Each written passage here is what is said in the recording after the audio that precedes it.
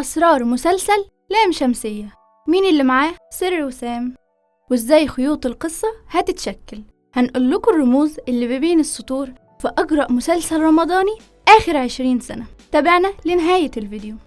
أخيراً وبعد سنين من التأجيل والتعديلات انطلق مسلسل لام شمسية في السباق الرمضاني، وكنت متحمسة جداً أشوفه من أول ما أعلنوا عنه.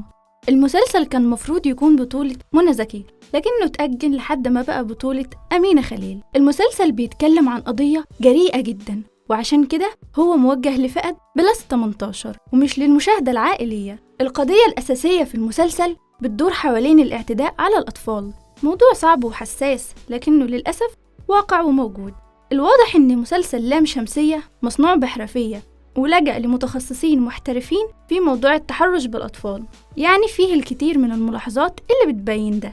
مشاهد صغيرة تفهم منها قد إيه ده شغل دقيق. واحد منها مثلا في أحد الحلقات نيلي دخلت ولقت إن وسام خلاص ساعد يوسف يغير هدومه، مشهد قد يمر بسلام وعادي في سياق الدراما لأن الولد كان رافض يلبس اللبس الجديد. لكن السؤال هنا اللي بيعرضه المسلسل، ليه حد مهما كان قريب من العيلة يلبس طفل هدومه في غرفة مغلقة؟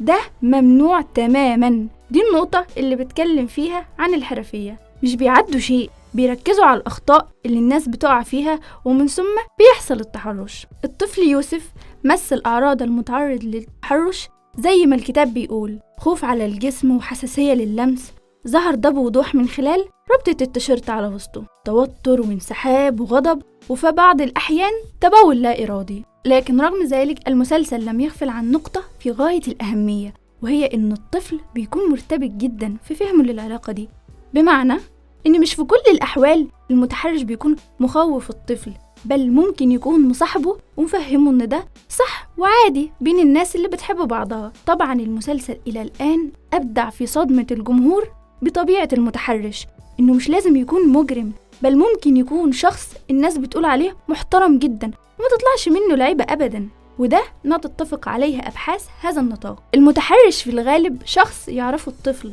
من المهم كذلك نلاحظ إزاي وسام لعب دور الشخص المتلاعب النرجسي بعناية شديدة، بافتراض إن المتحرش طبعا هو شخصية قادرة على التلاعب العاطفي بالآخرين ببراعة.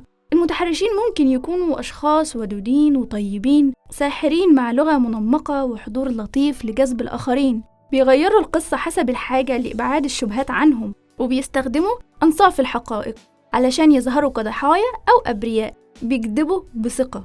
نهاية الحلقة 7 من لام شمسية هي نفس نهاية الحلقة الأولى. أمينة واقفة ورا الباب بتبص على أوضة ابنها ومصدومة من مشهد شايفاه.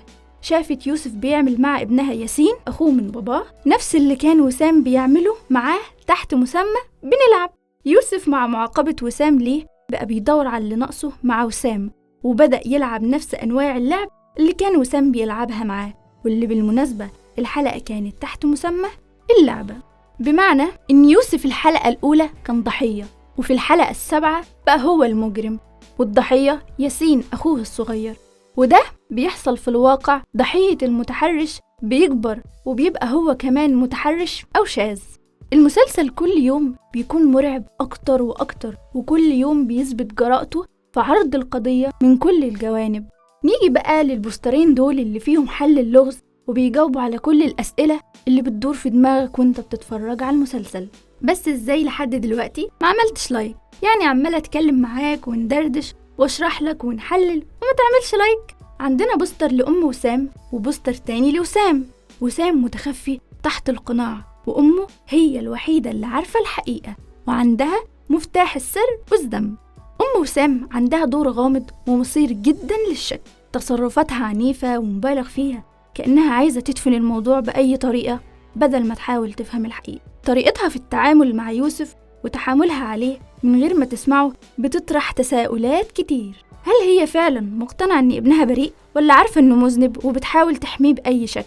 اللي يخلي الشكوك تزيد هو إصرارها على إبعاد يوسف عن نيلي، كأنها خايفة من حاجة ممكن تتكشف لو فضلوا قريبين من بعض.